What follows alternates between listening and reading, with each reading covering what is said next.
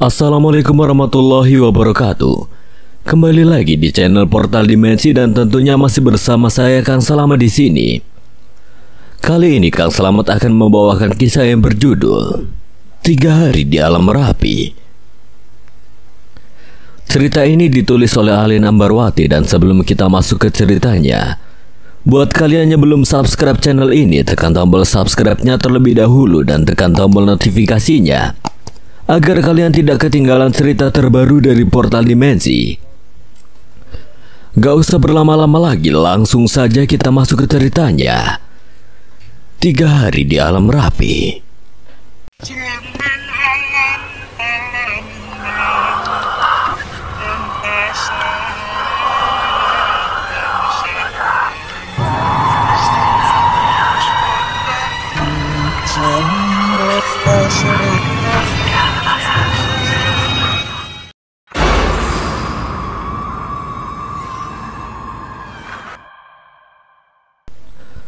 Pagi itu suasana begitu syahdu dan aku masih asik dalam peristirahatanku. Tak terbesit pemikiran buruk sekalipun sebab pagi itu aku sedang tidak sibuk dengan duniaku. Namun secara tiba-tiba aku mendapatkan kabar dari seseorang perihal pasar Bubra. Pasar misterius yang tidak asing di telingaku. Kala itu tepat di tanggal 9 bulan Desember 2013. Pasar Bubra. Rasanya aku tidak begitu asing dengan tempat itu, ucapku dalam hati. Seseorang tersebut pun memberikan penjelasan jika pasar Bubra yang sedang dibicarakan adalah pasar Bubra Gunung Merapi. Misterinya sedang menjadi perbincangan hangat di TV. Merapi.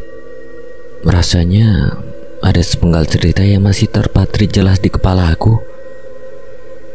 Aku pun lantas teringat peristiwa 36 hari yang lalu, tepat di tanggal 3 November 2013. Peristiwa pendakiannya tidak akan mungkin bisa aku lupakan, sebab peristiwa kelamnya berhasil membuatku sampai tenggelam jauh sampai di dasarnya. Semula aku dan beberapa temanku memang sudah merencanakan pendakian ini, bahkan kami sudah menyamakan hari libur kami kala itu.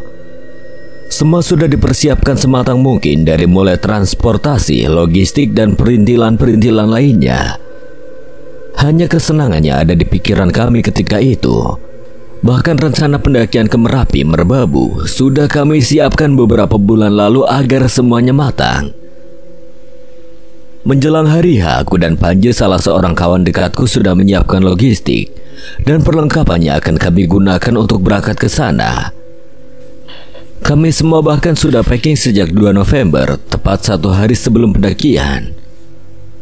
Rasanya udah tidak sabar menunggu hari esok tiba, ucapku ke kawan-kawan yang lainnya. Sore hari kami menyempatkan untuk berkumpul di sebuah kafe tidak jauh dari tempat tinggal kami dan saling berbincang membicarakan rencana pendakian kami di keesokan harinya. Rencana perjalanan kami yang akan kami laksanakan tepat di jam 6 sore menuju Gunung Merapi yang sudah menjadi idaman kami. Aku pun sudah tidak sabar, terlebih lagi ini pendakian perdanaku ke Merapi.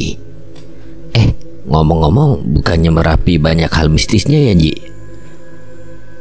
Udah tenang aja, selama kita nggak aneh-aneh mah nggak akan mistis-mistis amat itu gunung. Tapi kalau nggak sengaja aneh-aneh gimana tuh? Ya berarti tunggu aja tanggal mainnya. Yang penting kondisi kita harus prima. Kalau itu mah pasti, tenang aja. Aku tiap sore udah jogging, jadi pasti fisikku seprima itu. Iya deh, iya, yang paling prima. Jamal memang begitu gemar bercanda dan dia selalu bisa mencairkan suasana saat kami sedang asik berbincang satu sama lain. Hari pun sudah beranjak malam, kami pun memilih untuk kembali ke rumah masing-masing karena memang kami harus menempuh perjalanan yang cukup panjang. Sesaat sebelum aku memejamkan mataku, tiba-tiba saja ada pesan singkat masuk ke nomor ponselku. Aku pun bergegas untuk membacanya karena berpikir pesan itu dari salah satu kawanku yang mau naik besok. Namun saat aku membaca pesan itu, bulu kuduku pun merinding. Pesan itu berasal dari nomor yang tidak aku kenal dan kalimat yang dikirimkannya padaku berhasil membuatku lemas seketika. Sesat. Apa maksud dari pesan itu? Apa yang sesat? Sesat atau tersesat? Aku terus bertanya-tanya makna di balik pesan yang dikirimkannya kepadaku. Aku berharap semoga pesan itu tidak ada hubungannya dengan rencana pendakian esok hari. Aku berharap hanya orang iseng yang mengirimkan pesan itu padaku dan tidak ada maksud terselubung dari pesan yang membuatku begitu merinding sesaat setelah membacanya. Aku harap semuanya akan tetap baik-baik saja. Aku pun memilih untuk menghapus pesan itu agar aku tidak dibayang-bayangi rasa takut, meskipun tidak bisa dipungkiri jika pikiranku tidak sepenuhnya bisa menghapus bayangan pesan misterius dari orang yang tidak dikenal itu. Aku pun memilih untuk kembali melanjutkan tidurku alih-alih memikirkan pesan misterius itu. Hari pun mulai berganti, aku pun bersiap-siap untuk beranjak pergi menuju terminal tempat di mana aku dan kawan-kawan lain membuat janji untuk pergi bersama ke Gunung Merapi. Aku datang paling awal dibandingkan dengan kawan-kawan yang lain. Aku pun memilih untuk duduk di kursi tunggu yang ada di stasiun. Aku asik memainkan ponselku. Aku kembali membuka pesan masuk yang ada di ponselku. Dan betapa terkejutnya diriku saat mendapati pesan yang semalam sudah aku hapus.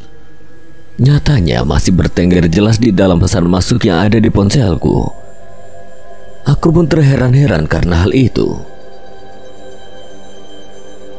Bukannya pesan ini sudah aku hapus semalam. Rasanya tidak mungkin jika ada pesan baru yang datang dengan isi pesan dan nomor ponsel yang sama.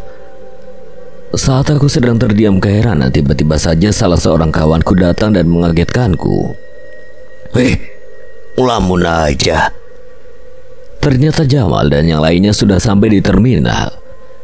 Ada Afi, Panji dan juga Jamal. Sementara itu kami masih duduk menunggu kawan kami yang lain, yaitu Mas Damis dan juga Andik. Kalian udah sampai? Baru atau dari tadi? Dari tadi lah kita. Udah melambai-lambaikan tangan dari jauh, tapi kamunya diam aja kayak patung. Maaf lagi gak fokus, Mal.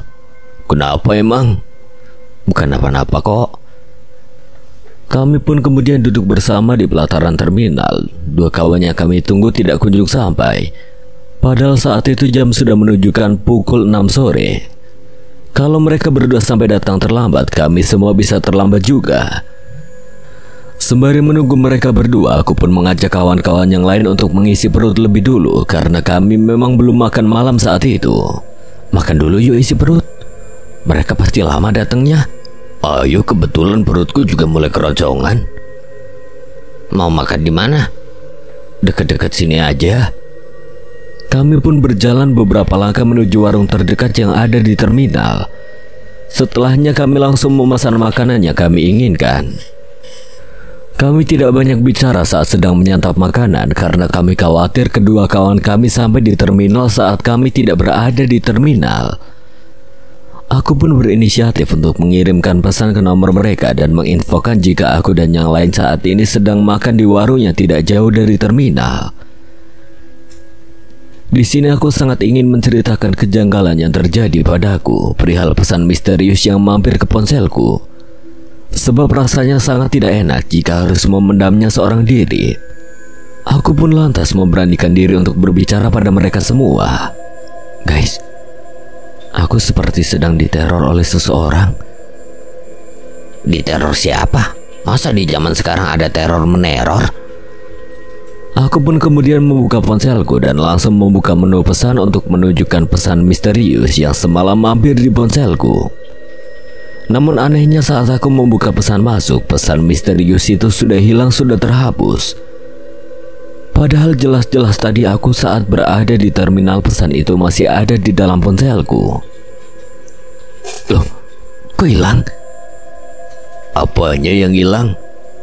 Pesan misterius yang menerorku. Memangnya apa isi pesan itu? Aku pun kemudian menjelaskan pada mereka jika ada seseorang yang telah mengirimkan pesan misterius padaku dengan kata sesat di dalamnya. Pesan itu berasal dari nomor yang tidak dikenal olehku. Semalam pesan itu memang sudah aku hapus. Namun saat di terminal aku mencoba untuk membuka ponselku, pesan itu masih bertengkar dengan rapi dan belum terhapus. Mungkin hanya orang iseng kali, jangan terlalu dipikirin. Awalnya juga aku berpikir begitu, Mal. Namun firasatku tidak enak. Udah, kita kan mau naik ke Merapi, lebih baik enjoy the moment dibandingkan harus memikirkan hal-hal yang tidak kamu pahami. Ucapan Jamal ada benarnya juga. Sejauh ini aku kurang bisa menikmati momen kali ini karena terus kepikiran dengan hal-hal yang sejatinya tidak perlu aku pikirkan. Meskipun firasatku benar-benar tidak karuan. Aku akan coba enjoy deh. Harus enjoy dong. Setelah kami selesai menyantap makanan, kami pun kembali ke terminal untuk menunggu kawan kami yang lain. Tepat di jam 7 malam, mereka tidak kunjung datang. Mereka benar-benar ngaret. Kami sempat kesal karena memang tidak ada tanda-tanda kedatangan keduanya. Tidak mungkin kan kami menunggu hingga larut malam. Akhirnya tepat di jam 7:15, salah satu dari mereka pun datang, yaitu Mas Danis. Di situ wajahku dan yang lain mulai terlihat mengantuk dan sudah mulai lelah. Andik mana, Mas? Entahlah, emangnya dia belum datang? Belum, aku kira Andik bareng Mas Damis. Enggak kok, dia minta aku pergi duluan. Paling bentar lagi dia juga datang. Panjang umur, 15 menit setelahnya Andik pun datang. Dia tidak sendirian, melainkan dia mengajak salah seorang kawannya, yaitu Mas Sigit. Panjang umur akhirnya datang, Mas. Maaf ya telat, tadi nunggu Sigit dulu. Andik pun memperkenalkan kawannya pada kami, sebab kami memang baru pertama kali bertemu dengan Mas Sigit. Kini kami pun berjumlah 7 orang dalam pendakian kali ini. Setelahnya kami pun mencari bis yang mengarah ke Solo. Kami cukup kesulitan untuk mencari bis, mungkin karena long weekend, hingga kami pun lama mendapatkan bis hingga akhirnya tepat di jam 20.15 kami pun dapat bis tujuan ke Solo. Kami pun bergegas naik ke dalam bis dan memulai perjalanan kami menuju Solo. Sepanjang perjalanan aku memilih untuk tertidur karena memang aku sudah cukup lelah dan mengantuk. Terlebih lagi kali ini kami melakukan perjalanan malam hari, hingga wajar kantuk pun datang tanpa permisi. Aku terbangun saat masih berada di dalam bis. Aku mencoba untuk melihat jam tanganku. Rupanya hari sudah pagi, tepatnya di jam 3 pagi. Aku melihat sekeliling dan kawan-kawanku pun masih tertidur dengan begitu pulas. Aku memilih untuk melihat-lihat ke sisi kanan dan kiriku. Tanpa aku sadari kami sudah sampai di kota Solo, kota yang menjadi tujuan perjalanan kami. Aku pun bergegas untuk membangunkan kawan-kawanku yang lain karena kami sudah sampai di terminal Solo. Beruntung kawan-kawanku cukup mudah untuk dibangunkan. Setelahnya kami pun turun dan memilih untuk beristirahat kembali di terminal kurang lebih 15 menit sebelum kami melanjutkan perjalanan menuju Boyolali. Perjalanan dari kota Solo menuju Boyolali kurang lebih harus ditempuh selama 30 menit. Di terminal kami bergegas untuk menunaikan ibadah sholat subuh, meskipun kami sedikit kesulitan untuk membuka kunci musola. Mungkin karena kami bukan ahli ibadah kali ya, makanya kami kesulitan membuka kunci musola. Celetukku untuk mencairkan suasana pada saat itu. Di sana kami juga bertemu dengan kawan baru, yaitu Mbak Al dan Mas Yayan. Kami saling berkenalan satu sama lain, dan kami juga langsung akrab karena memang kedua kawan baru kami itu tidak jaim alias sangat-sangat friendly. Saat ini jam sudah menunjukkan pukul 5:10. Saatnya kami berangkat ke Pasar Cepogo dengan menggunakan transportasi umum. Kami dapat mobil dengan harga murah, namun mobilnya tidak kuat nanjak saat menjumpai jalanan yang mengharuskan untuk nanjak. Akhirnya kami pun harus turun dan berjalan kurang lebih 1 kilometer ke Pasar Cepogo.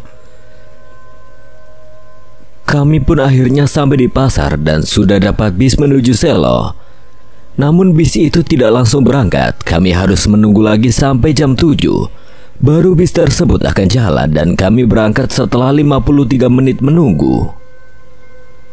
Rasanya tubuh kami sudah lebih dulu lelah sebelum kami melakukan pendakian ke Merapi. Meskipun demikian, hal itu tidak lantas membuat kami menyerah begitu saja. Kami berusaha untuk tetap enjoy di sepanjang perjalanan. Perjalanan menuju Selo pun dimulai. Kami tidak tidur kala itu karena memang jalur yang harus kami lewati memang terus menanjak, sehingga kami pun enggan untuk tertidur di dalam bis. Tepat di jam 8.15 kami pun sampai di New Selo. Di tulisan ala Hollywood itu kami berada. Saat itu kami memilih untuk melengkapi logistik. Kami berbelanja beberapa makanan dan minuman yang akan kami bawa ke atas. Tidak lupa kami juga membawa beberapa obat pertolongan pertama yang tentunya akan sangat bermanfaat nantinya. Kami juga menyempatkan untuk sarapan dulu di sana untuk mengisi perut kami yang mulai keroncongan. Terlebih lagi, kami membutuhkan banyak energi untuk membangkitkan semangat kami saat melakukan pendakian nantinya. Jam sudah menunjukkan pukul 9.20, kami pun memulai pendakian. Pastinya tidak lupa kami berdoa lebih dulu untuk keselamatan kami di sepanjang pendakian nantinya. Perjalanan pun dimulai tanpa kepikiran jika ini akan menjadi petualanganku menjadi survivor.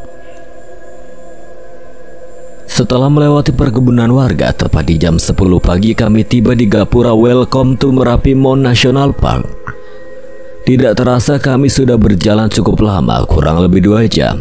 Aku, Avi, Al, dan juga Yayan. Kebetulan kawan-kawan yang lain tertinggal cukup jauh di belakang kami karena memang 2 di antara mereka ada yang membutuhkan perhatian khusus akibat fisik keduanya tidak seprima sebelum kami memulai pendakian. Hujan pun tiba-tiba saja turun. Kami pun akhirnya memilih untuk berhenti sejenak. Sebab air hujan benar-benar membasahi tubuh kami. Kami tidak sempat membawa jas hujan karena memang sebelumnya kami berpikir jika hujan tidak akan turun karena kala itu memang sedang kemarau. Nyatanya alam memang tidak bisa kami prediksikan. Aku dan 3 kawanku yang jalan lebih dulu pun memilih untuk berteduh di bawah pohon besar. Kami memilih pohon dengan dahan dan daun yang cukup lebat agar air hujan tidak langsung membasahi tubuh kami kala itu. Kita berteduh di sini dulu ya sampai hujan benar-benar reda. Siap. Keanehan pun mulai muncul di sini. Saat sedang berteduh, tiba-tiba saja ada tetesan air berwarna merah menetes tepat di atas kepalaku. Awalnya aku mengira itu hanyalah air biasa, namun sesaat setelah terkena tetesan air itu, bau anyir pun tercium mirip dengan aroma darah segar. Aku pun kemudian menyeka air di atas kepalaku untuk memeriksanya. Benar saja ada darah menempel di atas kepalaku.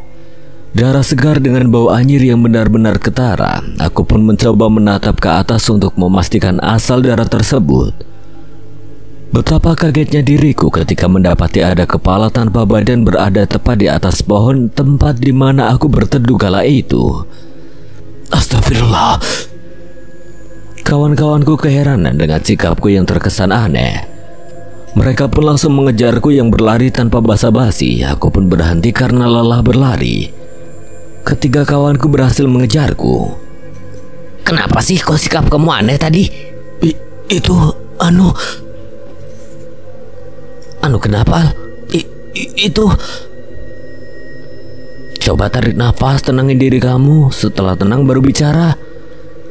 Aku pun mengikuti arahan dari Yayan. Aku mulai menarik nafasku dengan begitu panjang, mencoba untuk menenangkan diriku sendiri dan berusaha untuk bersikap tenang setelahnya. Setelah kondisiku jauh lebih tenang, aku pun lantas mengutarakan apa yang aku lihat dan apa yang aku alami pada 3 kawanku tersebut. Tadi di atas pohon ada kepala buntung. Darahnya bahkan menetes di atas kepalaku. Baunya benar-benar anyir khas darah segar. Yayan langsung menyeka rambutku dan memang rambutku basah, namun ia tidak mendapati ada tetesan darah di atas kepalaku. Bahkan ia tidak mencium bau anyir yang aku ceritakan sebelumnya. Gak ada darah atau bau anyir kok di kepalamu? Aku kembali memastikannya karena memang jelas-jelas aku mencium bau anyir itu. Namun setelah aku coba pastikan kembali, benar-benar tidak ada noda darah sedikit pun di atas kepalaku. Hal itu benar-benar membuatku merasa sangat aneh. Aku pun menjelaskan pada 3 temanku jika tadi benar-benar ada darah di atas kepalaku dan aku melihatnya dengan mata kepalaku sendiri. Aku sendiri bingung kenapa tiba-tiba darah itu hanya begitu saja. Aku benar-benar dihantui rasa takut selepas itu. Afi dan kedua kawanku yang lain berusaha untuk menenangkanku karena mereka melihat wajahku benar-benar pucat pasi. Jujur saja aku memang benar-benar ketakutan. Afi pun langsung memberikanku air minum yang dibawa olehnya agar aku bisa sedikit lebih tenang. Dan benar saja setelah aku menghabiskan 1 botol mineral milik Afi, perasaanku pun menjadi lebih tenang dibandingkan dengan sebelumnya. Kawan-kawanku terus memintaku untuk melupakan kejadian itu demi kebaikanku, ujar mereka. Tidak ada pilihan lain, aku pun mengikuti apa yang diucapkan oleh kawan-kawanku, paling tidak agar aku bisa enjoy dalam pendakian ini, meskipun perasaanku benar-benar morat-marit. Kami berempat pun kemudian melanjutkan perjalanan kami, sementara kawan-kawan yang lain masih tertinggal di belakang. Kami berencana untuk berhenti di pos pertama. Kami berjalan cukup jauh, namun kami tidak kunjung melihat keberadaan pos 1.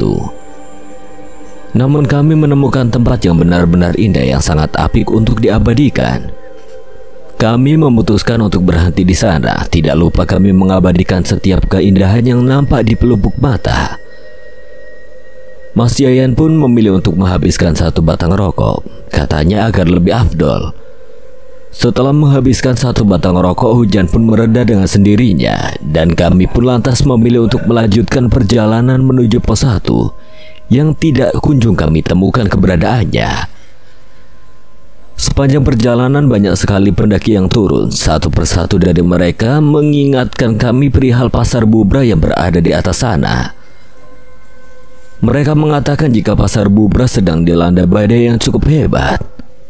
Hati-hati mas, di atas ada badai hebat. Aman gak mas? Aman asal kalian tetap berhati-hati dan jaga diri. Semisal badainya tidak kunjung mereda, lebih baik kalian cari tempat aman aja. Aku sempat khawatir sebab badai adalah mimpi buruk bagi kebanyakan pendaki. Sebab badai benar-benar mampu melumpuhkan pendakian kami nantinya. Namun aku dan kawan-kawan yang lainnya masih berharap jika badai itu tidak sedahsyat yang diucapkan oleh para pendaki itu. Semoga saja begitu. Kita tunggu yang lain apa gimana nih? Lanjut aja, semisal kita sampai di pasar Bubra dan ternyata badainya cukup lebat, baru kita berhenti sekaligus tunggu mereka sampai. Kita juga perlu menghemat waktu. Jangan sampai waktu pendakian kali ini jadi melebar hanya karena saling tunggu-menunggu. 1 jam berlalu dan kami tidak kunjung sampai di pos 1. Rasanya badan sudah mulai lelah, bahkan kami sempat putus asa. Karena kami berpikir untuk sampai di pos 1 saja begitu lama, apalagi untuk sampai di puncak sana. Jangan-jangan sejenis Argo Puron di Gunung Merapi. Masa kita nggak sampai-sampai di pos 1? Aneh rasanya. Coba tanya pendaki yang lewat. Benar juga ucap Afi. Karena tidak tahan, aku pun akhirnya memberanikan diri untuk bertanya pada salah seorang pendaki yang kebetulan melintas melewati kami. Aku menanyakan perihal keberadaan pos 1. Pak, permisi, mau tanya dong. Pos 1 masih jauh nggak ya? Lah, udah jauh di bawah tadi mas. 19 menit lagi aja udah sampai di pos 2. Ucap salah seorang pendaki yang usianya jauh di atas kami. Ternyata tempat kami berhenti saat gerimis tadi adalah tempat yang begitu dekat dengan pos 1. Kami benar-benar tidak menyadari hal itu. Wajar saja, ini merupakan pendakian perdana kami ke Merapi. Sehingga di antara kami tidak ada yang tahu pasti letak tiap pos yang ada di Gunung Merapi ini. Terlebih lagi kami tidak melihat peta yang kami dapatkan saat di base camp bawah. Kami pun merasa sedikit lega karena ternyata kami sudah berhasil melewati pos 1 Dan bahkan sebentar lagi kami akan sampai di pos 2. Itu artinya pemikiran buruk kami tentang gunung Merapi yang menyerupai Argopuro adalah pandangan yang tidak tepat. Setelah 20 menit berlalu, kami pun akhirnya sampai di pos 2. Di sini kami memutuskan untuk menunggu teman-teman yang lain sembari beristirahat. Lagi-lagi di sela-sela waktu istirahat kami sempatkan untuk bersuah foto guna mengabadikan tiap momen pendakian kami ke Gunung Merapi. Selepas bersuah foto, Afi memilih untuk tidur bersender di balik pohon besar.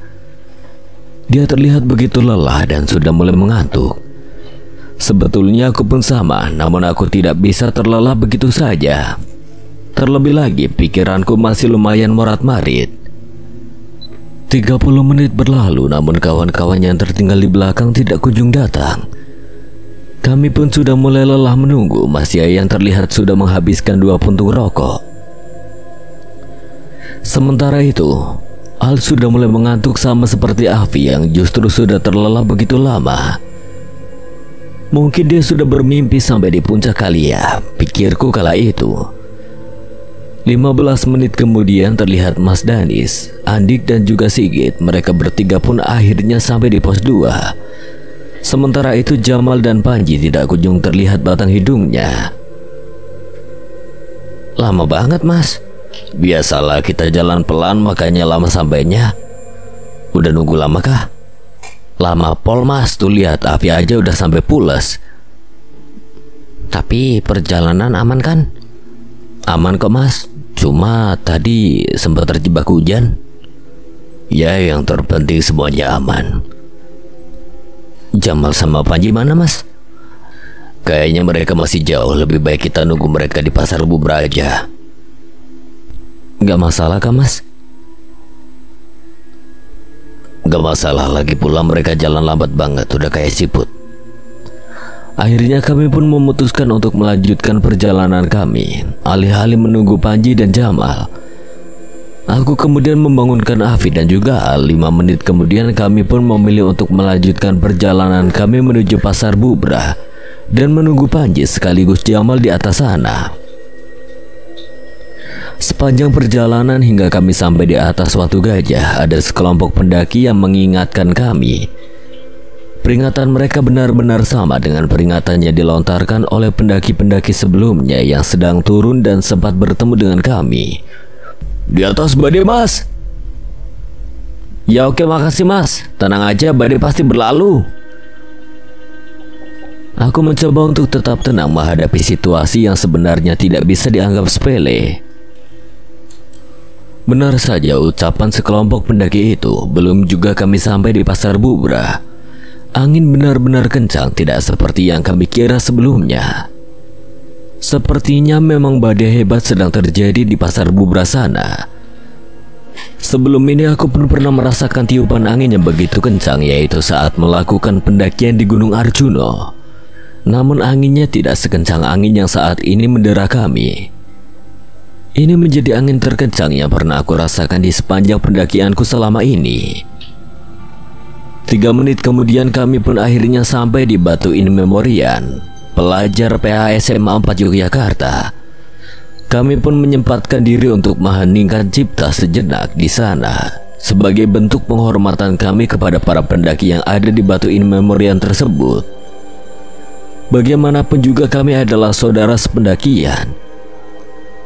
Tak terasa air mataku pun tumbah, mungkin karena aku sempat membayangkan peristiwa naas yang terjadi pada para pendaki di balik batu tersebut. Bagaimana mereka berusaha untuk survive, namun takdir buruk berpihak pada mereka. Hingga apa yang menjadi perjuangan mereka pun sirna bersama dengan impian mereka yang mereka tenggerkan di puncak Merapi sana. Memang benar, sejatinya tujuan pendakian adalah pulang ke rumah. Bukan lagi tentang puncak yang begitu megah, bukan lagi tentang keindahan matahari di atas sana, melainkan kepulangan sampai ke rumah, tempat bernaung dan bukan pulang ke surga. Meskipun takdir memang tidak pernah bisa diterka. Setelahnya kami pun mencari tempat untuk beristirahat sembari menunggu kedua kawan lainnya yang masih tertinggal. Kami tidak lupa juga untuk memasak dan mengisi perut yang sudah mulai keroncongan. Aku dan kawan-kawan yang lain mulai menyalakan kompor, memasak di atas nesting. Kami menunggu Panji dan Jamal cukup lama di tempat itu. Tidak jauh dari tempat kami beristirahat ada sebuah tempat yang biasa digunakan sebagai persembahan masyarakat sekitar Gunung Merapi. Di sana ada juga tengkorak kerbau yang dibalut dengan kain putih. Di sebelahnya lagi ada tempat untuk menyalakan dupa, dan karena aku cukup ceroboh, aku sempat menyenggol tempat untuk menyalakan dupa tersebut hingga membuat aku syok saat itu. Sesaat setelah menyenggol benda itu, bulu kuduku sempat merinding seketika. Bagaimana tidak? Benda itu cukup sakral dan kerap kali dijadikan tempat persembahan bagi sebagian orang. Aku khawatir penghuni di sini tidak terima akan kecerobohanku. Sebab tepat setelah aku menyenggol benda itu, tiba-tiba saja ada angin kencang yang meniup ke arahku begitu saja hingga membuatku bergidik. Aku pun mencoba bertanya pada Mas Danis karena dia jauh lebih berpengalaman tentang pendakian dibandingkan denganku. Mas, tadi aku nyenggol tempat dupa ini di dekat kepala kerbau. Apa nggak masalah, Mas? Lain kali kamu harus hati-hati. Kalau kita ngelihat sesajen, tempat dupa atau apapun sejenisnya, jangan sampai kita mengusiknya. Sebab kita tidak pernah tahu penghuni di baliknya akan marah atau tidak. Semisal penghuninya marah akan jadi masalah. Terus gimana, Mas? Aku benar-benar gak sengaja. Coba kamu bilang maaf di tempat kamu menyenggol benda itu tadi dengan perasaan tulus. Semoga saja tidak ada makhluk pengganggu di sana. Karena tidak ingin sesuatu yang buruk terjadi padaku, akhirnya aku pun kembali ke tempat itu dan memohon maaf tepat di sana.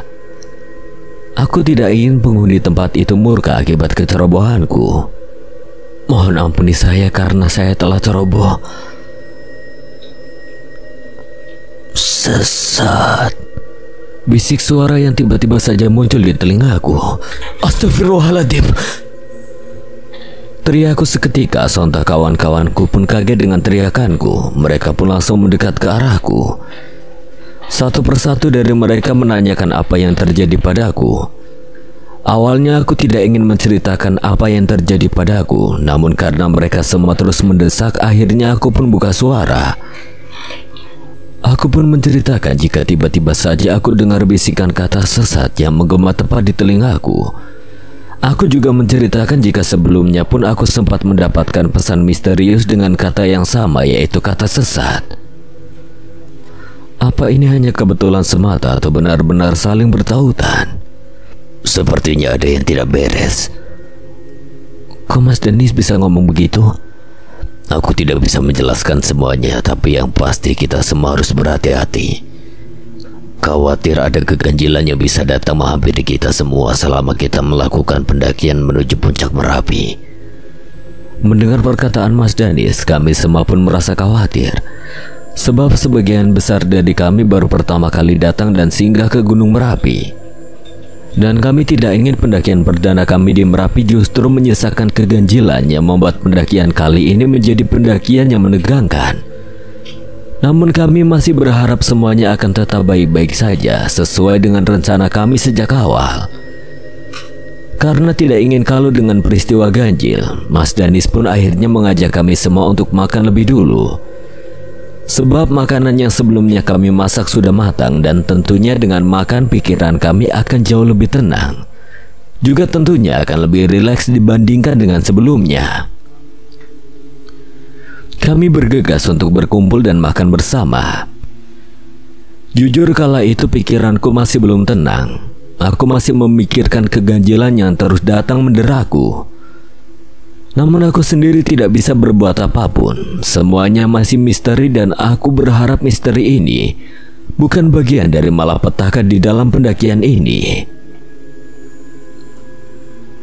Kawan-kawanku yang lain berusaha untuk mencairkan suasana dengan saling melempar candaan. Mereka bahkan terus mengajakku berbincang agar aku bisa melupakan kejadian yang baru saja menimpaku. Aku pun benar-benar sangat berterima kasih dikelilingi oleh kawan-kawan baik seperti mereka semua. Setelah menunggu cukup lama, tepat di jam 14:45, akhirnya Jamal dan juga Panji pun tiba di tempat kami beristirahat. Bravo kawan, kalian sanggup sampai di sini. Iya nih, sumpah capek banget. Kami nggak bisa jalan cepet, fisik kami tidak seprima itu. Udah nggak masalah. Kalian udah bisa sampai di titik sekarang itu juga sudah hebat. Kami berusaha untuk tidak mudah berputus asa. Semangat seperti ini nih yang pantas untuk dipertahankan. Aku kemudian mengajak keduanya untuk makan karena hari memang sudah mulai sore. Aku yakin mereka berdua belum sempat mengisi perut kosongnya. Benar saja, setelah makanan dihidangkan di hadapan mereka, mereka pun langsung menyantapnya dengan begitu lahap tanpa adanya jeda. Kondisiku pun sudah jauh lebih membaik dibandingkan dengan sebelumnya. Mungkin karena usaha kawan-kawanku yang tidak pantang menyerah untuk terus menghiburku agar aku bisa sesegera mungkin melupakan hal pelik yang belum lama ini terjadi kepadaku. Kedatangan kedua kawanku yaitu Panji dan Jamal pun berhasil menyita fokusku sehingga aku tidak memiliki waktu luang untuk sekedar melamun atau lainnya. Tepat di jam 15:05, aku pun memilih untuk menyimpan ponselku ke dalam tas. Bukan hanya karena tidak ada sinyal, melainkan juga aku tidak ada kepentingan lagi bermain ponsel di tengah-tengah pendakian kami kali ini. Aku memasukkan ponselku ke dalam tas kecil yang aku bawa, agar memudahkanku jika sewaktu-waktu aku kembali membuka ponsel milikku itu.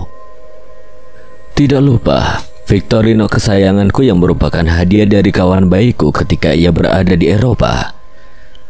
Ku gantungkan di pergelangan tanganku dan tidak lupa aku masukkan ke dalam saku celana seragam abu-abuku yang kerap kali menemani pendakianku ke gunung-gunung sebelum gunung yang saat ini aku pijaki, yaitu Gunung Merapi. Setelah Jamal dan Panji menghabiskan makanannya, kami pun lantas bersiap-siap untuk melanjutkan perjalanan kami ke Pasar Bubra. Di sana kami berniat untuk membangun tenda dan meninggalkan semua barang-barang milik kami di dalamnya sebelum kami naik ke atas puncak Merapi. Lanjut jalan yuk. Jamal, Panji, kalian udah aman kan? Aman-aman. Kami pun kemudian melanjutkan perjalanan kami di sore hari menuju Pasar Bubra. Kami sengaja berjalan pelan untuk menghemat energi. Kami harus menempuh perjalanan yang tidak mudah ketika akan pergi menuju puncak Merapi. Di sini firasat buruk mulai menghinggapiku lagi. Kali ini pikiranku kembali teringat dengan keanehan-keanehan yang datang menghampiriku. Dari mulai pesan aneh yang datang ke ponselku, kepalaku yang tiba-tiba ditetesi oleh darah yang begitu anjir, hingga bisikan tentang kalimat sesat yang sempat membuat aku merinding tak karuan. Ada apa sebenarnya? Apa ada hal buruk yang akan datang padaku? Aku lantas merefleksi segala hal yang aku lakukan sejauh ini, sekaligus merefleksi setiap ucapan yang aku lontarkan sebelum dan selama melakukan pendakian ke Merapi ini. Rasanya aku tidak melakukan kesalahan apapun, tidak ada ucapan buruk ataupun perilaku tidak terpuji yang aku lakukan di tempat ini. Sepertinya aku selalu berupaya untuk bersikap baik-baik saja dan tidak neko-neko. Namun ternyata Afi melihat keresahanku. Ia yang terus bersamaku sejak awal pun berusaha untuk menenangkanku. Masih teringat keganjilan-keganjilan itu, Rik? Iya, Vi, firasatku gak enak. Mungkin itu hanya sekedar firasat aja, Rik. Semua pasti akan baik-baik aja kok. Kita semua pasti akan sampai di puncak dengan segera dan bisa bersenang-senang di sana. Semoga aja ya, Vi.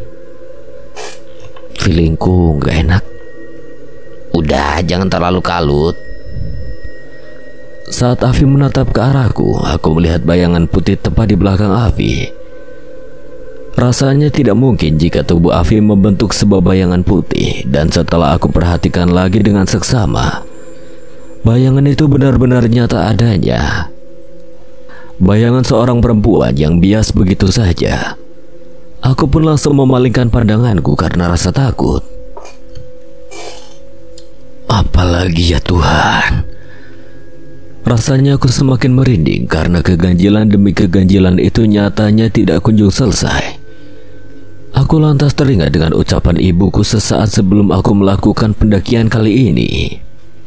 Kamu yakin mau naik ke Merapi, Mas? Yakin, Bu. Aku sudah merencanakan ini lama bersama kawan-kawan yang lain. Ibu khawatir, Mas, perasaan ibu tidak tenang. Ibu jangan khawatir. Riko pasti bisa jaga diri kok, Bu. Tapi kamu janji harus selamat ya, Mas. Riko janji Riko akan pulang dengan selamat ke Surabaya, Bu.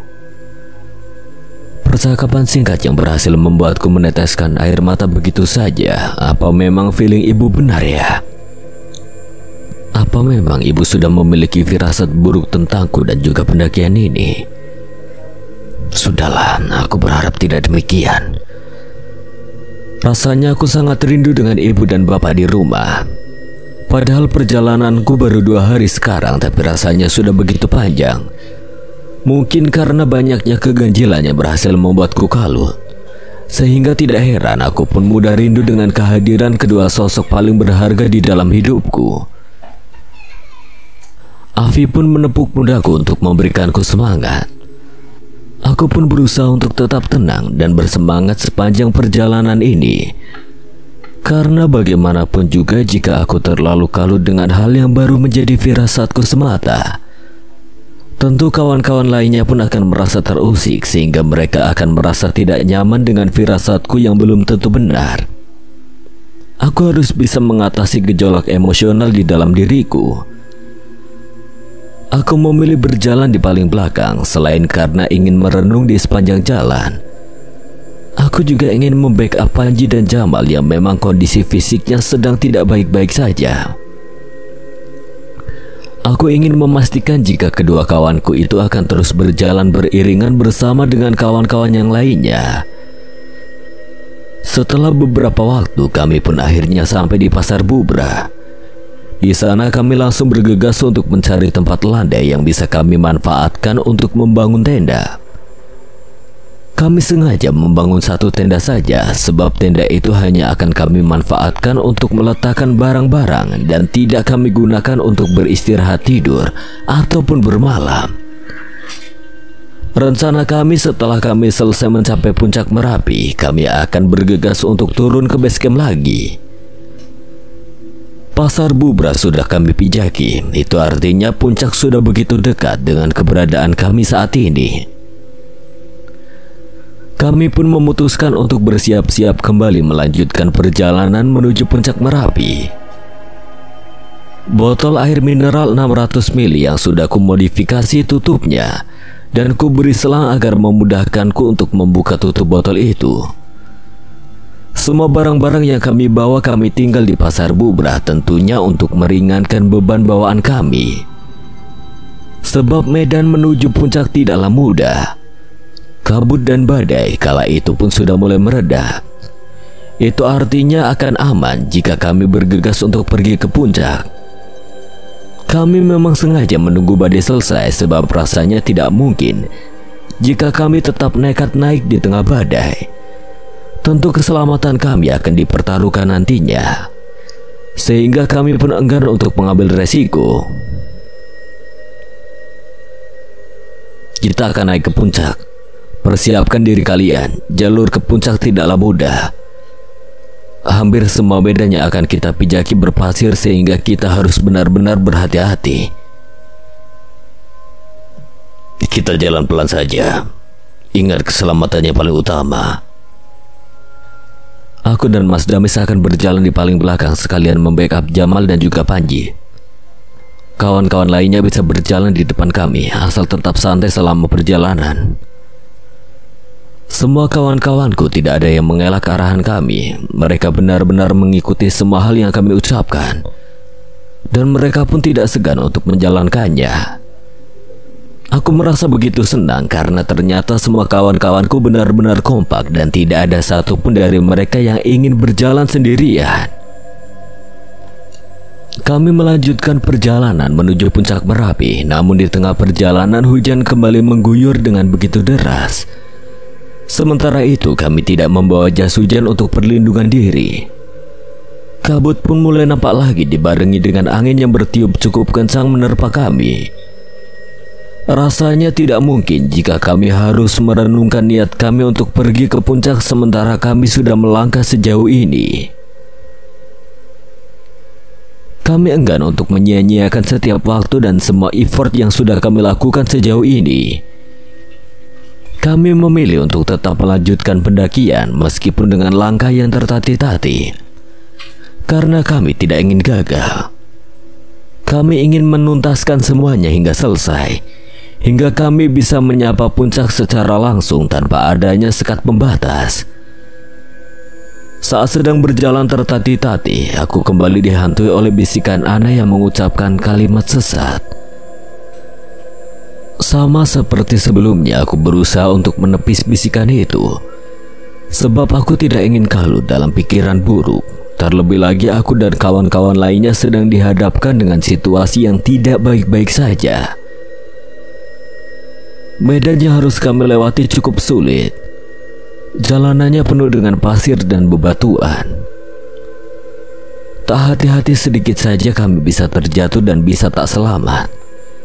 Maka dari itu sepanjang perjalanan kami memilih untuk tetap tenang dan tidak saling berbincang satu sama lain agar kami bisa fokus di dalam pendakian ini. Hujan perlahan-lahan mulai mereda. Kami mulai senang karenanya kami pun semakin bersemangat menempuh perjalanan ini. Setelah melewati jalan bebatuan dan berpasir, kami pun akhirnya sampai di puncak.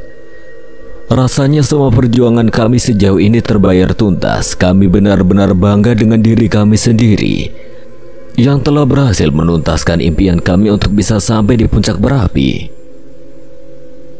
Akhirnya kita bisa sampai di puncak.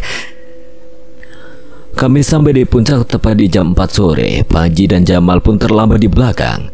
Sebab saat aku dan Mas Danis membackup keduanya, mereka meminta kami untuk berjalan lebih dulu karena mereka tidak ingin menjadi beban untukku dan juga Mas Danis.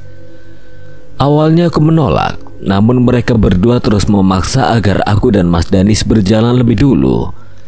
Hingga pada akhirnya kami pun berjalan lebih dulu, sementara itu Jamal dan Panji masih tertinggal di belakang meskipun jaraknya juga tidak begitu jauh. 15 menit kemudian Panji dan Jamal pun akhirnya tiba di puncak. Perasaanku benar-benar senang melihat keberhasilan mereka berdua. Meskipun kondisi fisik mereka tidak baik, namun semangat mereka benar-benar patut untuk diacungi jempol. Semangat mereka benar-benar berhasil mengantarkan mereka hingga akhirnya mereka benar-benar sampai di puncak Merapi dengan selamat. Kerja bagus kawan. Ini juga berkat kalian semua. Akhirnya aku dan Panji berhasil. Itu juga berkat semangat dan sikap kalian yang tidak mudah menyerah begitu saja. Aku benar-benar bangga dengan kalian. Terima kasih ya kawan-kawan seperjuanganku. Kami kemudian bersuah foto untuk mengabadikan momen kami di puncak Merapi. Meskipun kabut masih membayang-bayangi pemandangan yang ada di Merapi, namun hal itu tidak lantas membuat kami enggan untuk berfoto-foto. Perjuangan untuk sampai ke puncak Merapi tidaklah sederhana, sehingga semuanya patut untuk dirayakan. Tidak lama kemudian hujan lebat pun kembali turun. Kami semua gugup tak karuan karena memang tidak ada tempat yang bisa kami jadikan sebagai tempat untuk berteduh di atas puncak sana. Akhirnya tepat di jam 4:30 kami pun memutuskan untuk kembali turun ke bawah sebelum badai besar benar-benar datang. Ayo kita harus bergegas turun, jangan sampai kita terjebak badai di atas Merapi. Padahal kita baru sebentar banget menikmati momen di atas puncak Merapi. Tapi nyatanya alam tidak mengizinkan kita untuk terlalu lama di sini. Jika kita terjebak badai di atas sini, maka kita benar-benar akan kesulitan untuk bertahan. Terlebih lagi jika di antara kita di sini ada yang sampai terkena hipotermia.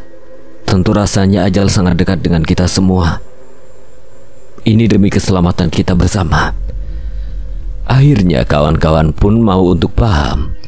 Sebab ini semua demi kebaikan kami semua. Rasanya akan sangat sulit untuk bertahan di atas ketinggian di tengah-tengah badai yang tentunya tidak bisa diprediksi kapan akan selesai.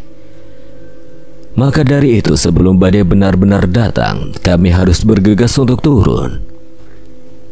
Karena aku dan Mas Danis merasa khawatir dengan keselamatan Panji dan juga Jamal, kami pun akhirnya memaksa Jamal dan Panji agar mau untuk di backup oleh kami berdua.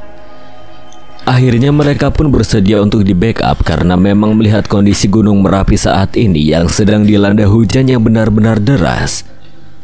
Aku pun meminta kelima kawan-kawanku yang lain untuk berjalan lebih dulu. Sementara aku dan Mas Danis membackup Panji dan Jamal dari arah belakang. Hujan yang begitu deras memaksaku untuk menitipkan semua barang yang aku bawa ke Mas Danis agar aku bisa lebih leluasa. Terlebih lagi di dalam tas kecilku ada beberapa ponsel milik kawan-kawan lain yang sengaja dititipkan kepadaku.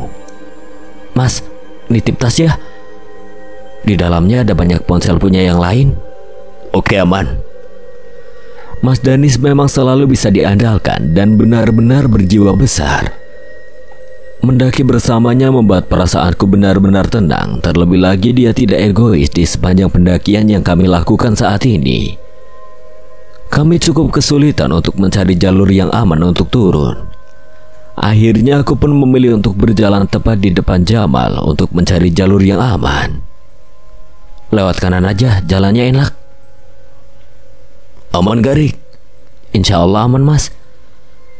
Ternyata itu adalah kalimat terakhir yang sempat aku ucapkan pada Mas Danis dan kedua kawanku yang lain. Sebab tiba-tiba saja badai datang tanpa permisi.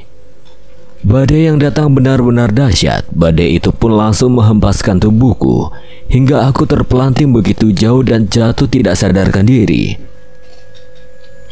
Jika bisa digambarkan, jatuhnya tubuhku sangat mirip dengan jatuhnya Saikoji dalam film 5 cm. Jatuh terpelanting berkali-kali hingga terbentur batu besar dan berakhir tidak sadarkan diri. Peristiwa naas itu menjadi awal mula perjalananku yang benar-benar berat sepanjang perjalananku di Gunung Merapi. Aku terjatuh dan tersungkur di atas pasir dan kerikil. Tubuhku terhempas badai hingga Mas Danis dan kedua kawanku pun tidak sempat untuk menolongku kala itu. Sebab kejadiannya benar-benar cepat. Aku bahkan tidak sempat untuk melakukan pertahanan diri karena memang badai langsung menyerangku begitu saja. Beruntung Tuhan masih memberikanku kesempatan untuk hidup meski aku terjatuh dengan begitu hebat. Mataku masih bisa terbuka setelah beberapa saat sempat tidak sadarkan diri. Semua badanku rasanya remuk, kepalaku benar-benar pusing, dan bahkan aku sempat linglung ketika pertama kali membuka mataku. Aku mencoba untuk melihat ke arah belakang, hanya kabut tebal yang ada di pelupuk mataku. Jarak pandangku tidak lebih dari 2 cm saja. Benar-benar tidak ada pemandangan lain yang bisa aku saksikan selain kabut tebal di depan mataku. Aku berusaha untuk berteriak memanggil nama Mas Danis dengan teriakan yang begitu lirih akibat rasa sakit yang benar-benar mendera tubuhku. "Mas Danis, tolong aku." Aku berusaha untuk berteriak sekencang yang aku bisa, namun nyatanya suaraku berhasil dikalahkan oleh angin kencang yang ada di dekat sana. Suaraku kalah, suaraku tidak berhasil menembus angin yang mengudara. Aku berpikir jika kala itu aku benar-benar telah usai, sebab tidak ada lagi harapan yang tersisa bagiku. Hingga akhirnya aku pun kembali teringat dengan ucapan ibu yang sempat mengatakan jika aku harus selamat.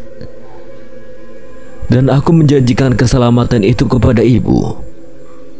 Rasanya jika aku harus selesai di sini itu artinya aku telah ingkar janji kepada ibu.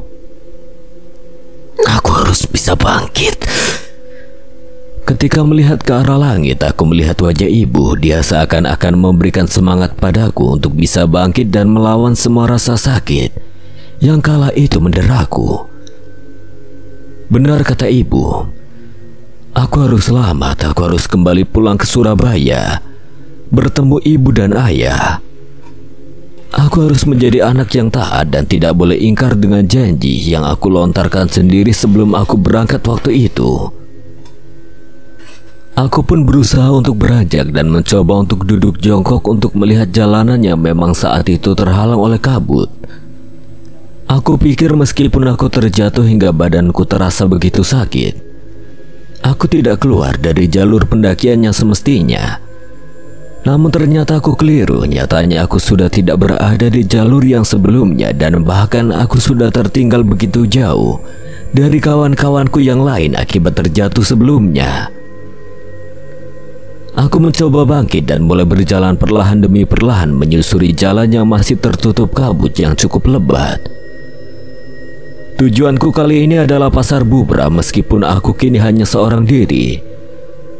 Namun aku sangat yakin jika kawan-kawanku yang lain sudah menungguku di Pasar Bubra.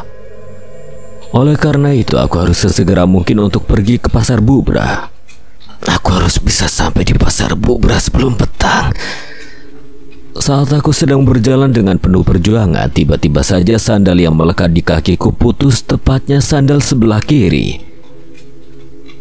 Bak jatuh tertimpa tangga pula, sudah jatuh tersungkur dari ketinggian dan sekarang harus kehilangan sandal sebelahku. Itu artinya aku harus berjalan tanpa satu alas kaki. Rasanya benar-benar nyesek, sebab jalur yang harus aku lalui cukup berbatu dan berpasir.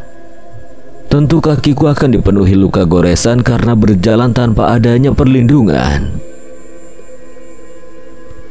Akhirnya tidak ada pilihan lain selain melepas dan meninggalkan sandal sebelah kiriku yang sudah tidak lagi berfungsi.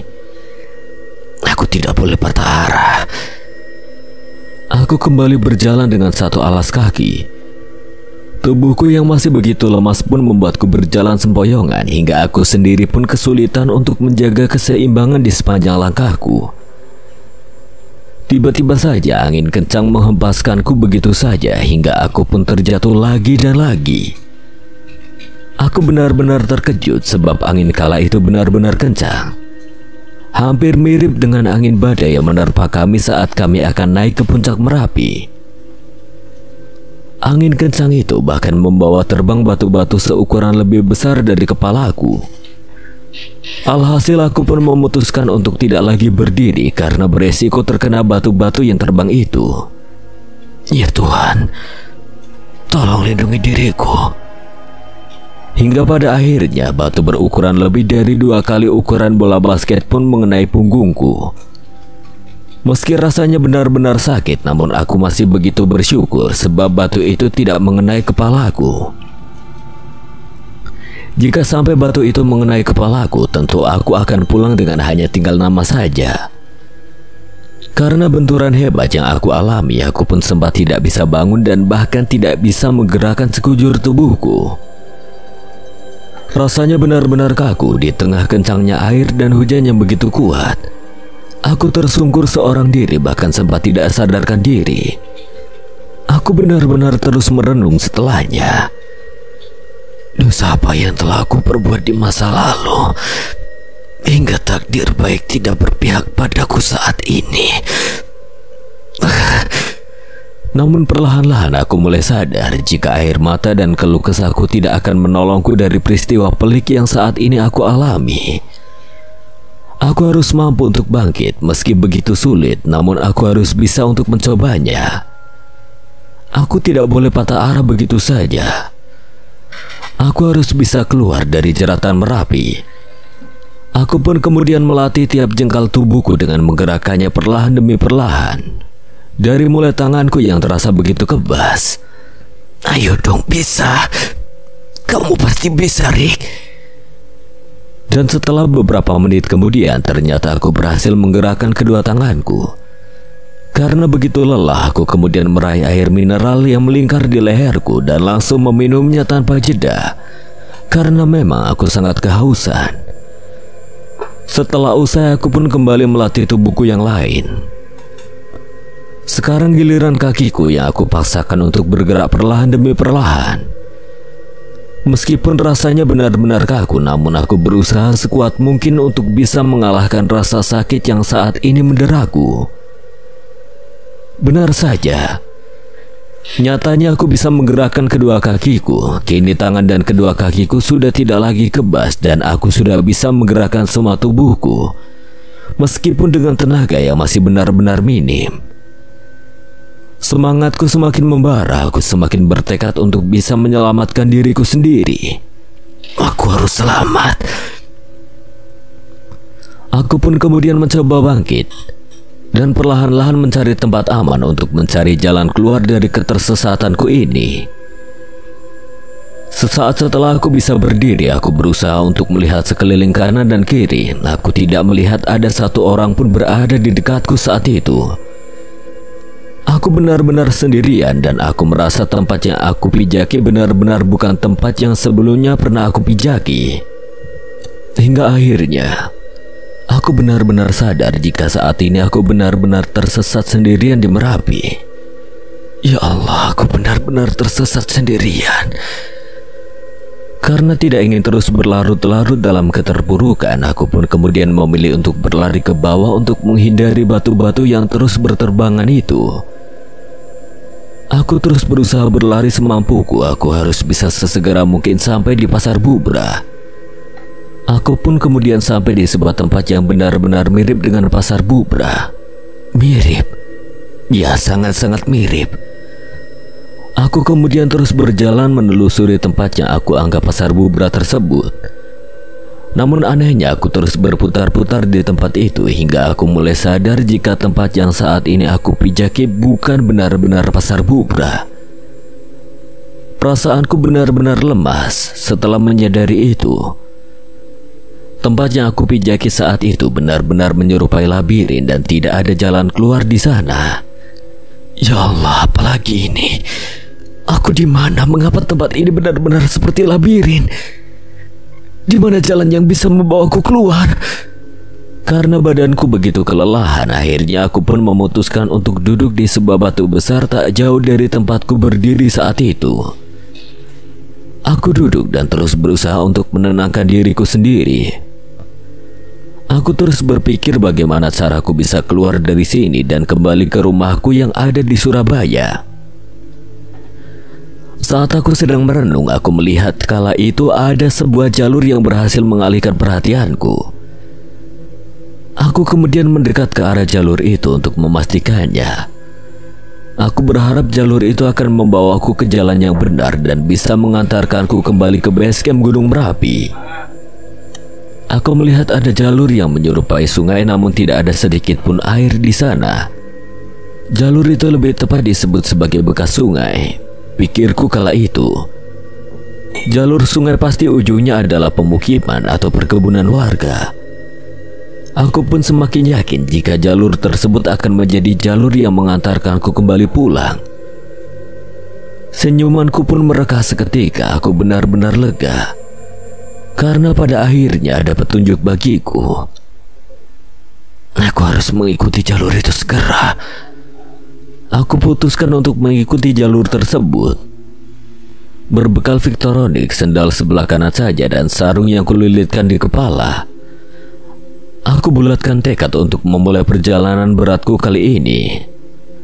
Pakaian yang aku kenakan saat itu adalah kaos batik bergambar plesetan wayang yang bermain gitar, celana SMA dan baju alma mater Histala, Himpunan Siswa Pencinta Alam SMA Negeri 7 Surabaya. Organisasi yang aku cintai sampai sekarang ini meski sudah 6 tahun berlalu. Praktikum survival pun dimulai. Aku lalui jalan berbatu yang benar-benar tajam dan terasa begitu menusuk di telapak kaki kiriku yang berjalan tanpa sebuah alas.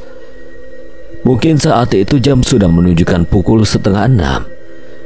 Aku tidak tahu pasti, yang jelas ketika itu matahari sudah menghilang dari peraduan. Kini perlahan-lahan matahari sudah mulai berganti shift dengan rembulan hingga aku pun sampai di sebuah ujung dari jalan yang aku pijaki tersebut. Namun kali ini keberuntungan belum berpihak padaku. Nyatanya ujung jalan dari sungai yang aku pikir akan membawaku ke pemukiman atau perkebunan justru membawaku ke sebuah tebing yang benar-benar curam. Tebing yang rasanya akan begitu sulit untuk dilalui olehku. Tebing dengan kedalaman kurang lebih 5 meter bertengger tepat di depanku. Di sana tidak ada perlindungan apapun. Penerangan kala itu hanya mengandalkan cahaya rembulan malam. Hingga akhirnya aku pun memutuskan untuk menuruni tebing tersebut dengan segenap kemampuanku. Aku pasti bisa sampai di dasar tebing itu. Aku harus bisa mencari jalan keluar. Perlahan demi perlahan aku berusaha untuk turun dengan hanya mengandalkan sandal sebelah kananku saja. Dan beruntungnya aku pun bisa sampai di dasar tebing dengan selamat meskipun sandal kananku tak selamat.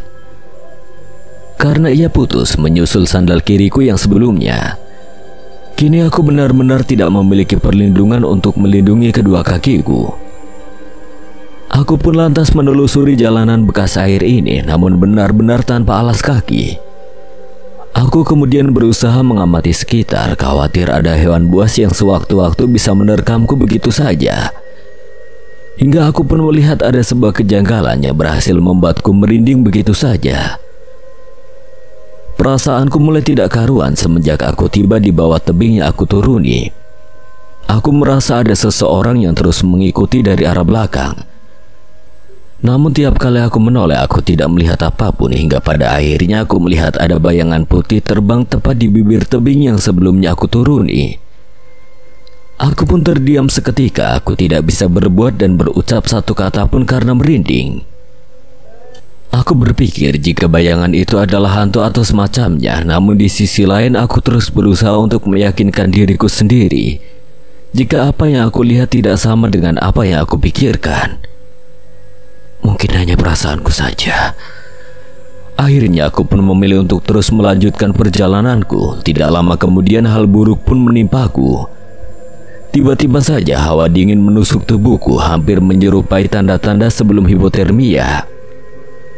Sementara itu rintik-rintik air tidak kunjung mereda.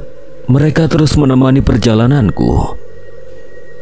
Ya Allah, cobaan apa lagi ini? Aku kemudian berusaha untuk menghangatkan tubuhku dengan terus menggosok-gosokkan kedua tanganku agar hangat bisa aku dapatkan. Tolong jaga tubuhku agar aku tidak sampai terkena hipotermia ya Allah. Aku terus berjalan menelusuri jalur yang cukup terjal dengan kaki yang benar-benar terbuka tanpa adanya perlindungan sedikit pun. Aku berjalan tanpa sedikit pun makan, rasa lapar pun mulai menderaku. Karena yang aku ingat terakhir makan adalah saat sarapan kurang lebih jam 8:30 pagi. Minuman yang aku bawa pun kini hanya tersisa 1/4 botol saja. Sementara aku harus melewati medan pendakian yang benar-benar sulit. Aku harus bisa bertahan hingga ajal benar-benar menjemputku nantinya. Meskipun aku terus-menerus berharap takdir baik masih mau berpihak padaku, dengan minimnya pencahayaan aku lantas melihat ada sebuah batu yang sangat besar dengan cekungan lebar di bawahnya. Di bawahnya terdapat batu kecil yang menjaga batu besar itu agar tidak sampai jatuh. Aku berpikir untuk beristirahat di bawah batu besar itu. Paling tidak aku bisa berlindung dari rintik-rintik air hujan yang tidak kunjung berhenti. Meskipun resikonya pun begitu besar, sebab batu besar itu sewaktu-waktu bisa saja terjatuh saat aku beristirahat di bawahnya. Namun tempat itu nampak cukup layak untuk dijadikan tempat istirahat sementara. Bagaimanapun juga aku harus bisa menyimpan tenagaku untuk melanjutkan perjalanan di keesokan harinya. Sebab saat ini hari sudah benar-benar larut. Aku pun kemudian berjalan mendekat ke arah batu besar itu dan langsung menempatkan posisi tepat di bawah batu itu. Paling tidak batu ini bisa menghangatkan tubuhku dan bisa melindungiku dari hujan. Menangis. Kala itu tangisanku benar-benar pecah saat memikirkan takdir hidup yang belum berpihak padaku. Aku menangis sekencang-kencangnya. Ibu, ayah, aku sayang kalian. Aku terus mengingat kedua orang tuaku yang sudah begitu baik dan begitu tulus menjagaku. Nyatanya firasat ibu benar. Firasat ibu tentang kepergianku kini benar-benar terjadi. Dan aku benar-benar menyesal karena sudah tidak mengindahkan apa yang ibu ucapkan sesaat sebelum aku berangkat. Ayah, meskipun engkau begitu pendiam, namun raut wajahmu tidak bisa dibohongi. Ayah pun nampak begitu khawatir, bukan, saat aku memutuskan untuk tetap melakukan pendakian ke Merapi. Aku benar-benar menyesal, Ayah. Aku ingin pulang. Aku ingin sesegera mungkin bisa memeluk ayah dan juga ibu. Andai waktu bisa diputar kembali, aku akan lebih memilih untuk tetap tinggal di rumah dan memilih untuk membatalkan pendakianku kali ini. Namun nyatanya nasi sudah terlanjur menjadi bubur. Semua yang telah terjadi tidak bisa diulang kembali. Aku harus bisa bertahan semua demi kedua orang tuaku, ayah dan juga ibuku. Aku harus bisa keluar dari jeratan Merapi dan harus bisa kembali ke kota kelahiranku, yaitu Surabaya. Aku harus bisa. Aku tidak hanya mengingat ayah dan juga ibu, aku pun mengingat semua kawan-kawanku yang membersamai pendakianku ke Merapi. Mas Danis, Sigit, Jamal, Panji, Afi, dan semua kawan-kawanku yang lain. Bagaimana kabar mereka? Apa mereka mengalami nasib buruk sama sepertiku? Atau justru mereka semua sudah kembali lebih dulu ke base camp Merapi dan aku masih tersesat seorang diri di sini? Meski demikian, aku selalu mendoakan keselamatan kalian. Semoga nasib buruk hanya datang padaku dan kalian semua bisa selamat sampai ke bawah. Rasanya aku tidak ingin membuat kalian semua menangis. Aku tidak ingin kembali hanya tinggal nama saja. Aku ingin kembali dengan segala keutuhan yang aku miliki. Aku tidak ingin menghadirkan rasa trauma di dalam diri kalian semua hanya karena takdir buruk yang menimpaku. Aku harus selamat. Bagaimanapun juga kalian semua harus tersenyum, bukan malah menangis. Ya Allah, sampaikan pada ayah, ibuku, dan semua teman-temanku, jika aku masih baik-baik saja, dan akan aku pastikan kalau aku akan bisa selamat dan kembali ke Surabaya. Tanpa sadar aku pun terlelap, mungkin karena memang aku benar-benar kelelahan. Aku tertidur tepat di bawah batu besar yang menjadi tempatku berlindung dari hujan dan dinginnya angin malam kala itu. Tidurku sangat pulas kala itu, bahkan aku tidak mendengar ada suara bising apapun. Hingga pada akhirnya cahaya matahari pun berhasil membangunkanku dari tidur lelapku. Aku sengaja tidur menghadap ke arah timur agar cahaya matahari bergegas membangunkanku saat ia mulai menampakkan dirinya ke peraduannya. Aku kemudian meraih mineralku yang hanya tersisa 2 botol hingga akhirnya aku pun memutuskan untuk menampung air seniku. Meski terkesan jorok, namun itulah hal yang bisa aku lakukan dan tidak ada pilihan lain. Paling tidak aku bisa memiliki persediaan air nantinya ketika rasa haus mulai mampir lagi. Bagaimanapun juga aku harus bisa bertahan hidup di tengah banyaknya kebimbangan dan keterbatasan. Bagaimanapun juga aku harus selamat dan tidak boleh kalah. Aku harus bisa melawan segala hal pelik yang saat ini menderaku. Setelah semuanya usai, aku pun memilih untuk tetap melanjutkan perjalananku yang tidaklah mudah. Saat itu aku putuskan untuk mencoba naik lagi ke arah puncak Merapi. Aku harus bisa menemukan jalan keluar yang sebenarnya. Entah saat ini sudah berapa lama aku terjebak di Merapi dengan jalan yang aku sendiri tidak tahu sebelumnya. Namun sayangnya untuk naik kembali ke puncak Merapi itu bukanlah hal yang mudah dan tentu aku sendiri tidak tahu apakah ini akan menjadi pilihan yang tepat atau justru tidak. Setelah melewati batuan-batuan yang benar-benar tajam dan juga tebing yang benar-benar sangat sulit untuk dilewati tanpa adanya bantuan alat apapun, aku pun akhirnya memutuskan untuk kembali turun ke jalur selo dan saat itu juga aku putuskan untuk kembali ke jalur semula. Jalur antah berantai yang aku lalui sebelumnya. Aku tidak akan mungkin bisa melewati tebing itu. Sangat berbahaya. Bukannya selama justru aku berakhir menjadi mayat. Aku gak mau hal itu terjadi. Aku pun kemudian mencoba untuk memakan vegetasi yang ada di sekitar batuan. Namun sialnya hanya gatal yang aku dapatkan di lidah sesuai dengan apa yang aku pelajari sebelumnya. Jika dilihat terasa gatal, itu artinya tanaman yang aku makan beracun. Akhirnya aku pun menghempaskannya dan tidak memakan vegetasi itu. Kini aku hanya bisa mengandalkan mineral yang saat ini aku kalungkan di leherku. Tidak ada hal lain yang bisa aku manfaatkan. Sedih, bingung, dan rasa takut semuanya berkecamuk dalam diriku. Namun nyatanya perasaan itulah yang menemaniku di sepanjang perjalanan mencari jalur keluar ini. Kakiku mulai perih siang itu, darah mengalir dari telapak kakiku. Wajar saja aku berjalan di medan berbatu tanpa alas kaki. Tak heran jika pada akhirnya kedua kakiku pun cedera dan bercucuran darah setelahnya. Aku kemudian berusaha untuk membasuh darah yang bercucuran tersebut dengan sarung yang kebetulan aku bawa. Saat aku bersihkan darah itu, tiba-tiba saja terlintas di dalam pikiranku untuk merusak sarungku dan kujadikan alas kaki.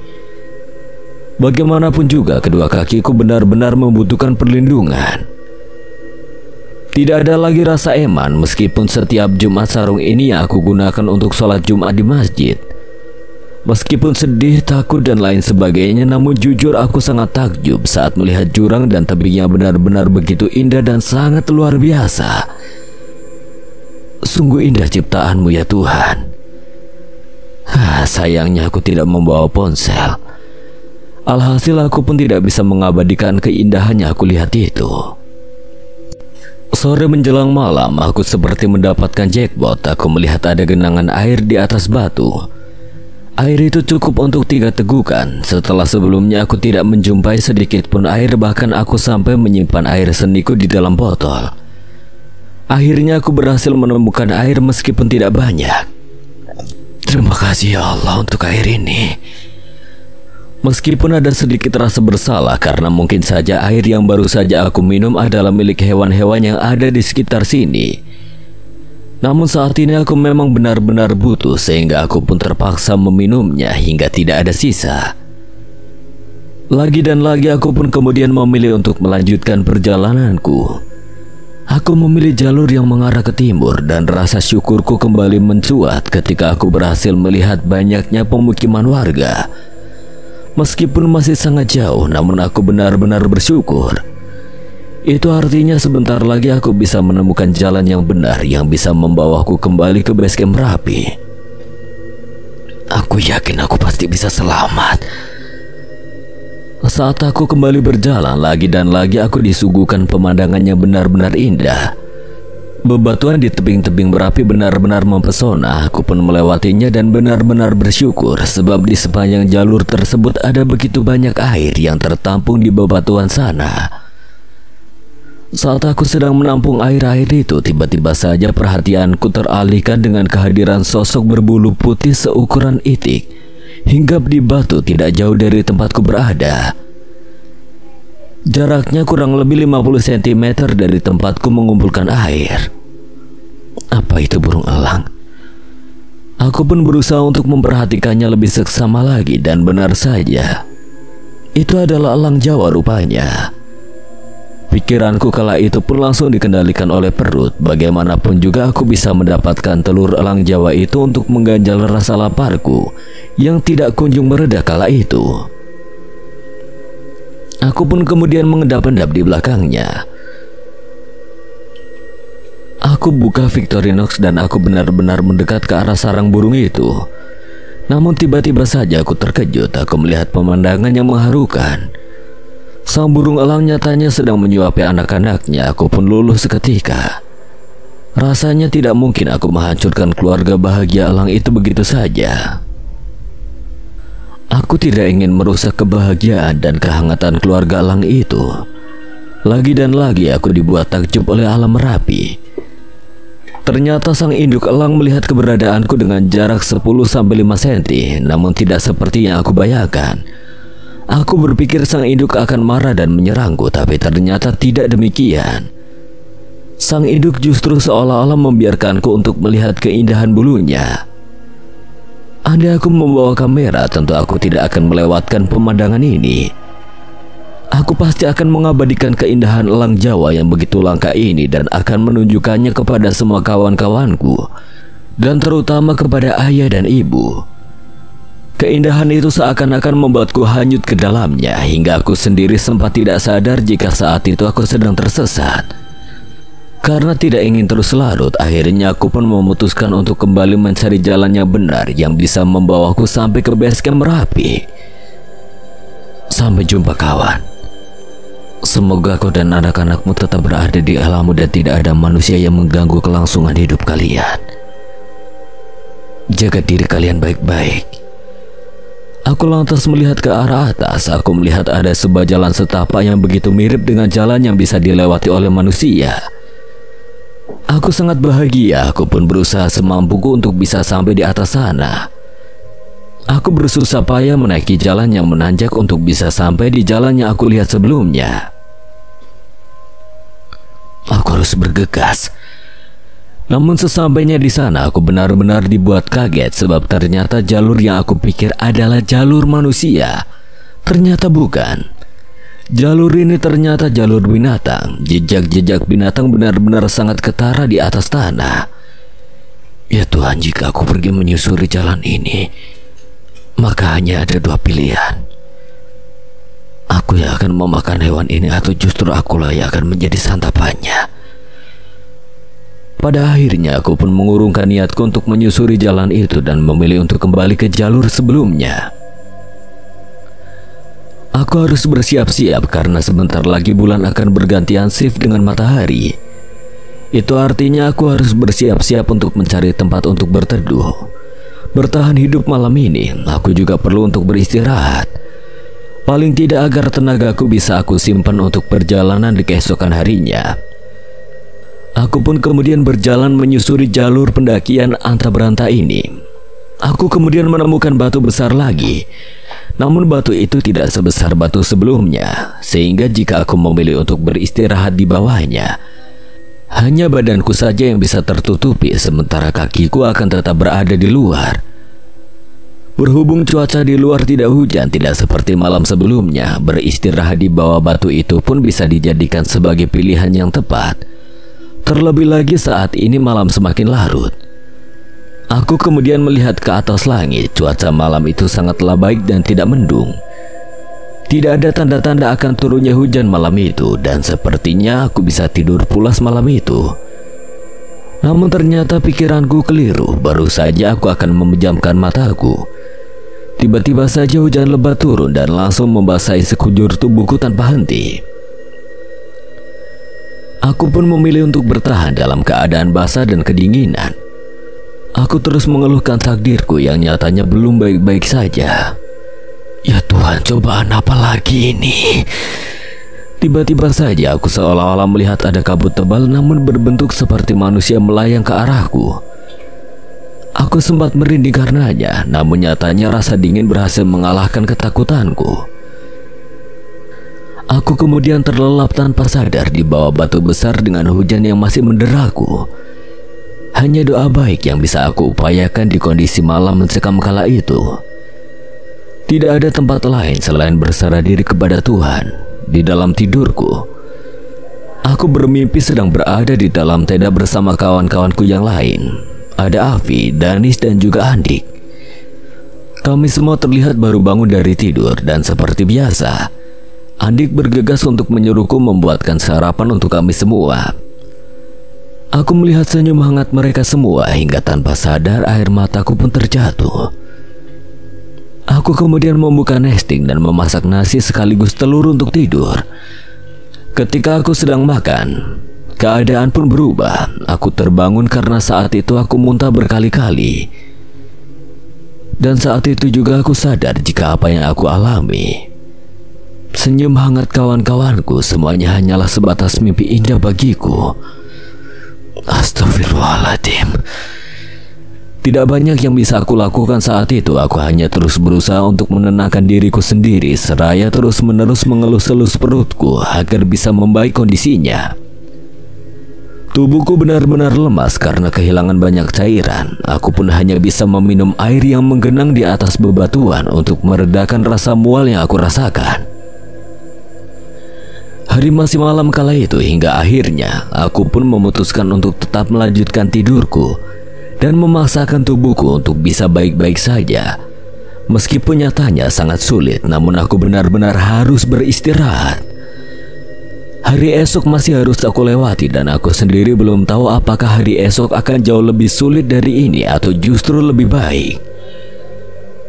Keesokan harinya aku pun kembali dibangunkan oleh cahaya matahari. Aku sangat bersyukur Tuhan masih memberikanku nikmat umur hingga detik ini. Bagaimanapun juga aku sudah melewati banyak sekali pelik di sepanjang pendakianku kali ini. Ini saatnya aku melanjutkan. Namun sebelum aku melanjutkan perjalananku, aku lebih dulu mengumpulkan air ke dalam botolku untuk persediaan selama aku berjalan nantinya. Beruntung semalam hujan turun sehingga aku bisa lebih mudah mendapatkan air. Ada hikmahnya juga hujan semalam. Aku berbicara sendiri, bernyanyi sendiri dan berbicara dengan Tuhan seraya memohon keselamatan menjadi hiburanku kala itu. Sebab aku hanyalah seorang diri di balik kemegahan Merapi yang nyatanya menyimpan pelik yang tidak mungkin bisa aku lupakan nantinya. Benar kata orang, berbincang dengan orang lain merupakan kebutuhan, dan aku menyadari itu kali ini. Aku merasa sangat butuh berkomunikasi dengan orang lain, paling tidak agar mentalku tetap sehat dan jauh dari gangguan mental. Bagaimanapun juga manusia tidak akan mungkin bisa hidup tanpa kehadiran manusia lain. Setelah semua botol terisi dengan air meskipun tidak sampai penuh, aku pun kemudian memilih untuk melanjutkan perjalanan hingga pada akhirnya aku kembali dihadapkan dengan tebing yang sangat amat curam dibandingkan dengan tebing-tebing sebelumnya. Kedalamannya berkisar 100 sampai 150 meter. Oh Tuhan, aku tidak sanggup. Aku orientasi medan saat itu mencari jalan lain untuk sampai di dasar tebing itu. Setelah beberapa menit perjalanan aku istirahat, kebetulan aku melihat belalang. Dan aku menangkapnya, meminta maaf padanya dan mematahkan kaki dan kepalanya.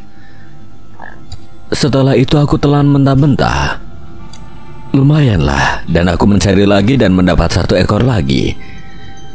Setelah sarapan belalang itu, aku mendengar ada gemuruh kaki beberapa orang dan ada yang berbicara. Ya, aku yakin itu manusia. Aku berteriak sekuat tenaga. Tolong!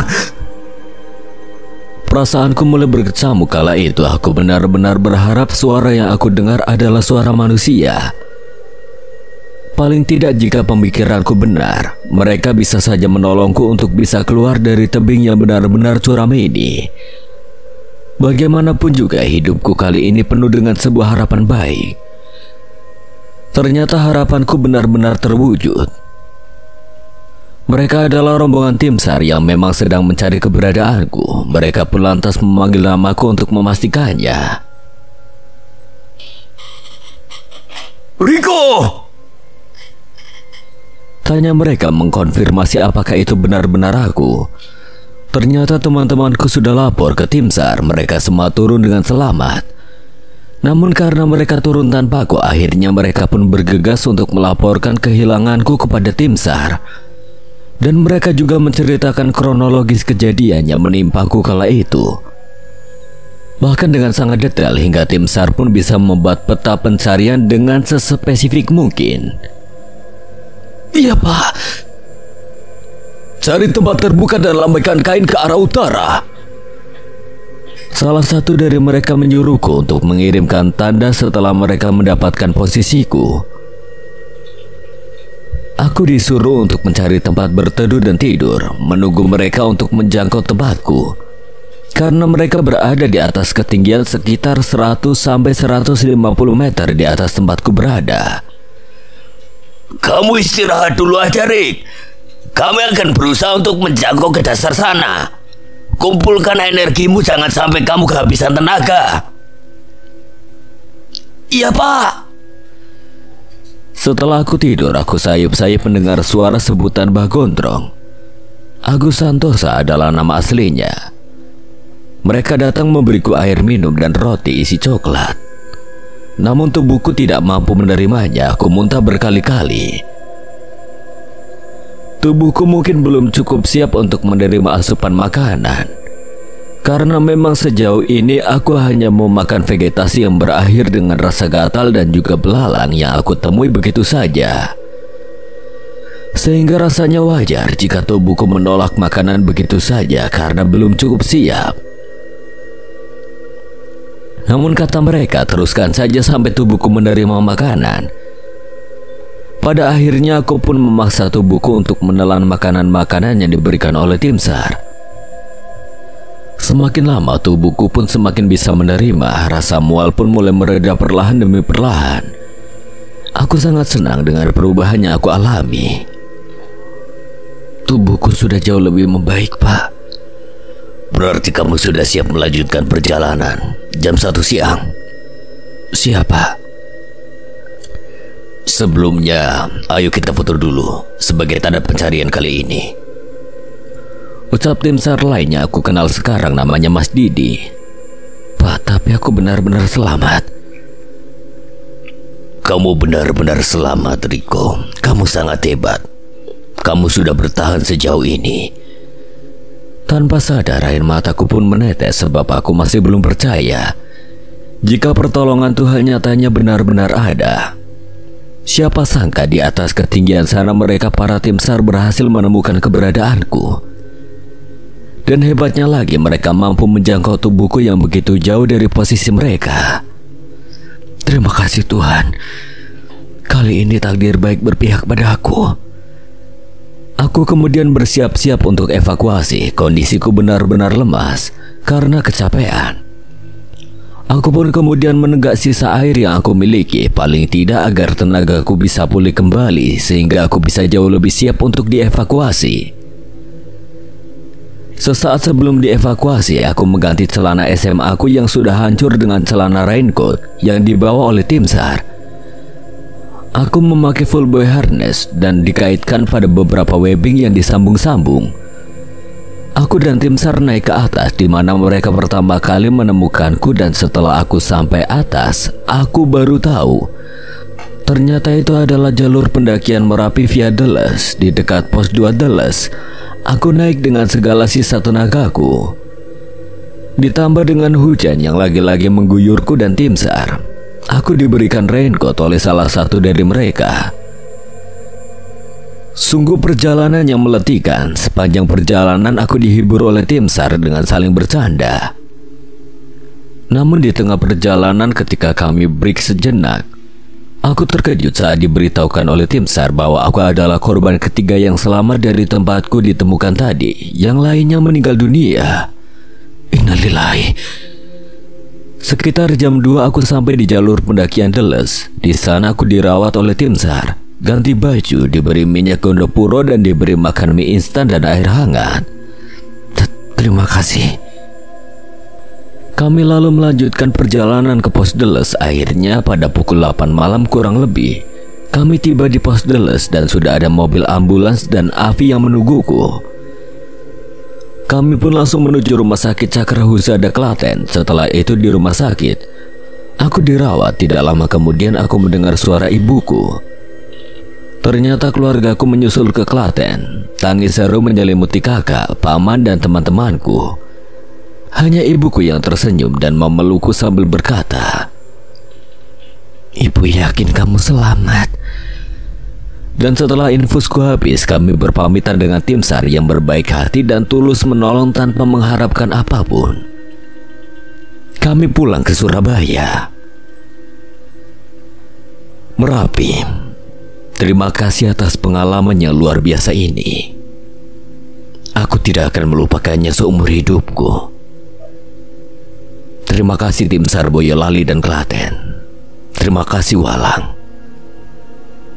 Matur suwun sangat Mas Gondrong, Mas Di, Mas Kimar, dan semua yang telah menolongku. Aku tidak akan melupakan jasa-jasa kalian. Sekali lagi terima kasih Merapi. Sampai jumpa lagi. Sekian dan terima kasih buat Alin Ambarwati yang telah mengizinkan saya membawakan ceritanya. Apabila ada kesalahan atau kekurangan, Kang Selamat memohon maaf sebesar-besarnya. Dan akhir kata, Kang Selamat pamit undur diri. Wassalamualaikum warahmatullahi wabarakatuh. Sampai berjumpa lagi.